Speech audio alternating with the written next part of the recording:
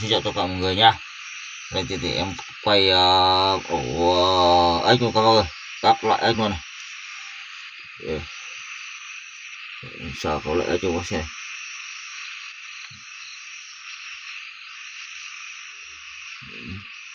Một ổ ếch luôn này.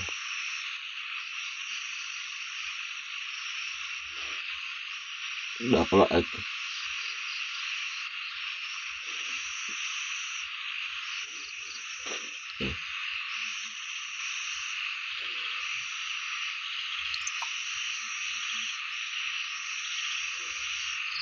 Sợ có loại ếch gì? Đó có loại.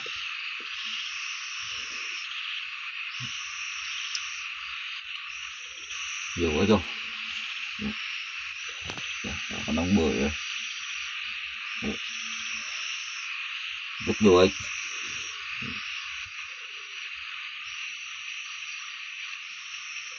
Vuốt ve này.